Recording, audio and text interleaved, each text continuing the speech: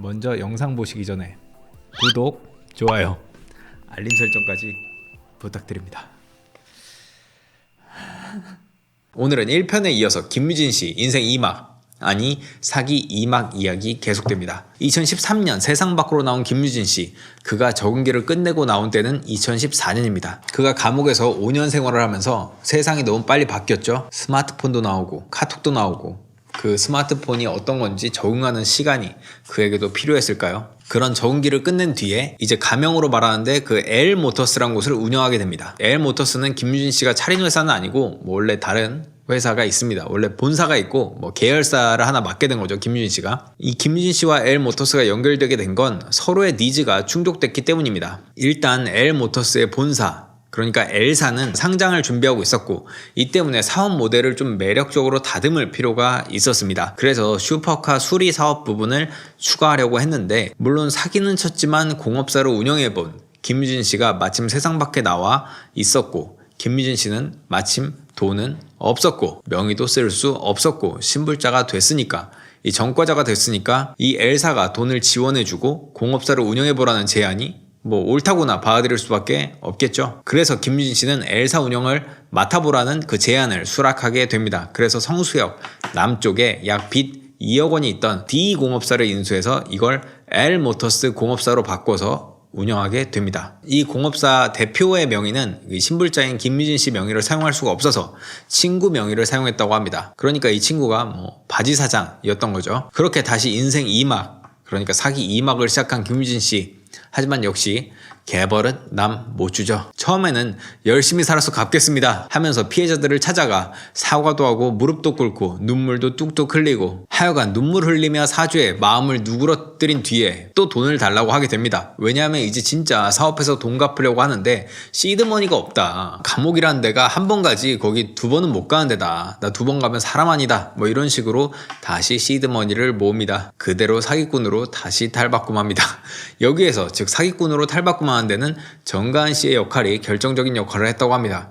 그녀가 원했든 원치 않았든 의도가 있었든 없었든 정가은 씨의 역할이 결정적이었다고 피해자들은 입을 모읍니다. 다시 시계를 돌려보면 정가은 씨와 만난 게 2014년 말 혹은 2015년 초라는 얘기가 있고, 결혼한 건 2016년 1월입니다. 그러니까 본격적으로 피해자들에게 읍소하고 시드머니 구하러 다닐 때 내가 결혼할 사람 혹은 내 부인이 정가은이다 라고 신뢰를 얻었고, 만나는 사람도 제 부인 정가은이래 주위에서도 수근수근 할 수밖에 없었던 거죠. 정가은 씨 얼굴을 보고 믿고 돈을 다시 빌려준 사람이 대부분이었다고 합니다. 매우 큰 도움이 됐다고 볼 수 있겠네요. 정가은 씨가 언제 사기꾼이란 걸 알게 됐느냐, 이건 정확한 팩트를 확인하기는 쉽지 않습니다.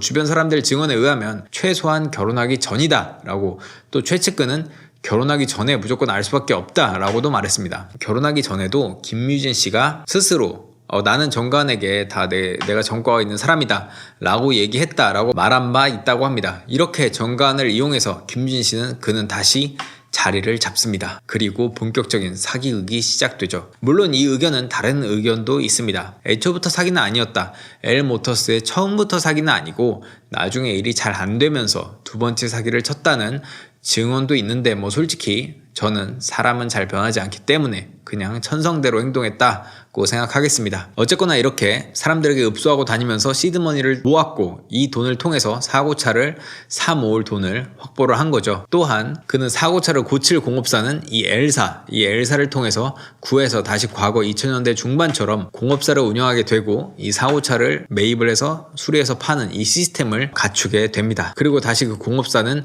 또 사기치는 현장으로 탈바꿈하죠. 사람들은 처음에는 의심했지만 시간이 지나자 다시 그를 믿게 됩니다. 정가은과의 화려한 결혼식은 그 믿음의 활용 점정이었습니다. 그리고 사기는 똑같은 방식으로 사고차를 찍습니다. 그 사고차로 돈을 여러 명에게 받아냅니다. 나중에는 김유진은 사고차를 확보하기 위해 고쳐서 팔아도 남지도 않을 차도 사게 됩니다. 왜냐하면 어차피 여러 명에게 돈을 받을 거니까 사고차는 돈을 우려내는 미끼가 될 뿐이죠. 이 사고차로 어떻게 사업 모델을 만들었는지는 일부를 다시 한번 보시면 좋을 것 같아요. 그는 점점 대담해집니다. 나중에는 그냥 지나가는 차 그냥 찍어서 오늘 포르쉐 들어왔네요. 돈 입금해주세요. 라고 하는 경우까지 있었다고 합니다. 김유진 본인과는 아무 상관없이 그냥 길거리 사진 찍기로 몇 억씩을 받아내는 이 대단한 봉이 김선달급이죠. 이걸 제대로 검증하지 않은 피해자의 잘못도 있겠지만 그의 화려한 언변에 피해자들은 속아 넘어간 것도 맞죠. 뭐 김유진 씨가 뭐 100번 다 잘못했죠. 뭐 피해자들이 잘못한 건 그래도 한번 검증하지 않았냐. 뭐 사기친 김유진 씨가 가장 나쁜 사람이지 뭐 피해자들이 속아 넘어간 거 뭐 그건 나쁘다고 볼 수는 없고 뭐 어리석었다 정도 아닐까요? 그를 완벽하게 믿게 된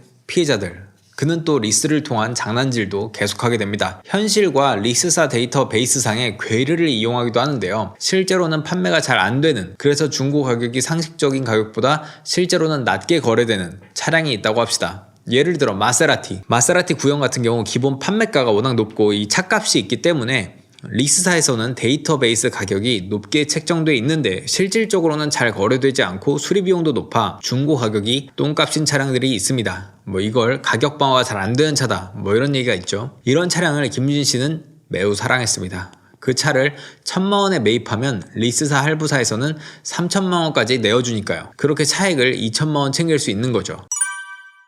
그에게 미래는 없었습니다. 뭐 누가 봐도 뭐 미래가 전혀 없는 상황이죠. 어차피 팔 때 1,000만 원밖에 못 받는 차를 리스사를 통해서 3,000만 원을 받았다고 쳐도 뭐 빚은 2,000만 원이 더 생겼고 리스라는 고이율 이자를 계속 내야 하는데도 그런 3,000만 원을 리스사에서 받겠다고 이 짓을 하고 있는 걸 보면 미래는 없었다고 봐야 되지 않을까요? 그렇게 점점 빚의 규모는 커지고 투자자들에게 돈을 못 갚는 사태가 다시 또 발생합니다. 그냥 어게인이네요. 다시 투자자들이 개거품 물면 돈을 찔끔 주면서 누르기, 이 고유의 스킬이죠. 누르기, 화를 잠시 눌러놓는다. 이 누르기 하는 상황이 다시 왔습니다. 이렇게 찔끔찔끔 갚으면서도 주변 사람들은 김유진 씨의 돈을 우려내는 능력을 마술이라고 표현하더군요. 이 홀린 사람들은 김유진의 말에 속아 넘어가 다시 새로운 돈을 내어줍니다. 왜냐하면 자기가 이미 물린 돈을 어떻게든 받아내는 방법이 그가 성공하는 방법밖에 없었고, 그가 성공하려면 계속해서 서포트해줘야 된다고 믿게 만드는 그의 이 요술 같은 현올림, 어쨌건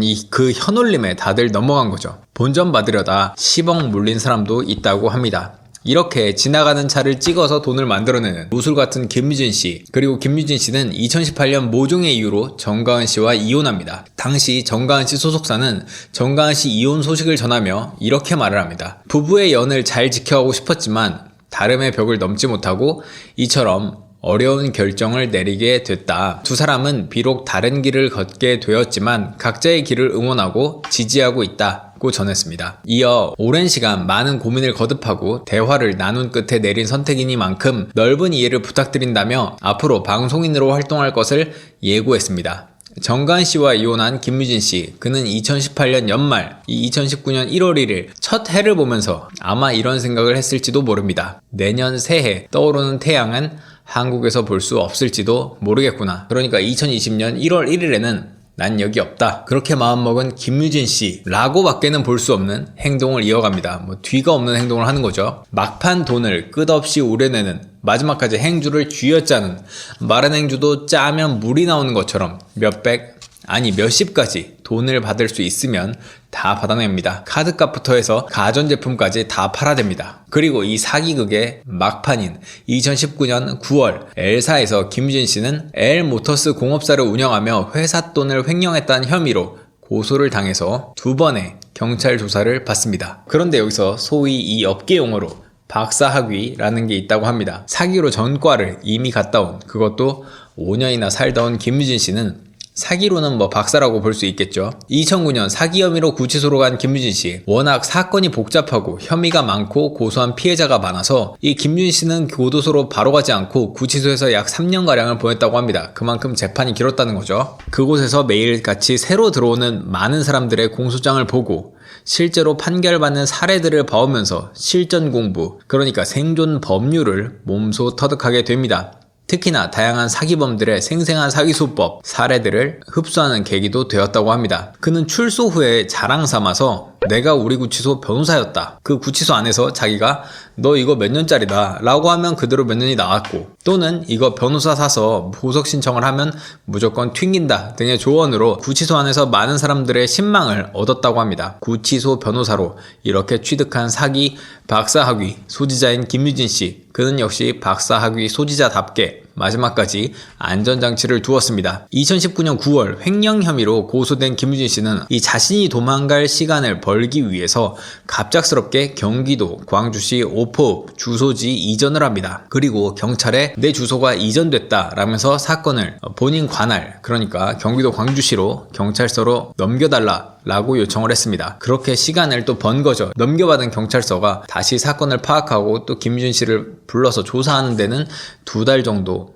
길게는 2달 정도 시간이 소요된다고 하는데, 이 시간을 벌기 위해서 그는 주소지를 옮긴 거죠. 그렇게 김유진 씨는 2019년 11월 28일 아침 6시 33분 38초 ATM기에서 마지막 행적을 남깁니다. 128만 1923원이 들어있던 계좌에서 6시 33분 38초 먼저 100만원을 인출하고 6시 34분 39초 28만원을 인출한 뒤 한국의 전재산 1923원을 남기고 그는 다시 돌아오지 않을 마음으로, 아마도 그렇겠죠, 머나먼 2억만리 땅으로 떠납니다. 다음은 그가 떠난 그 2억만리 땅을 공개하면서 그의 공개 수배를 하겠습니다. 지금 김유진 씨 얼굴들 혹시 보시고 주변에 김유진 씨를 보았다 하시는 분은 메일 주소나 페이스북 메신저 혹은 다른 카카오톡 제가 링크를 하나 넣을게요. 피해자들에게 수백억 원의 피해를 입히고 떠난 그 김유진 씨, 이제는 사회와 경례를 해야 하는 거 아닐까요? 무려 2번이나 또 사기를 쳤으니까요. 김유진 씨의 행적을 아시는 분 있다면 이 피해자들이 작은 액수라도 돌려받는데 큰 도움이 되지 않을까 싶습니다. 꼭 제보 부탁드립니다.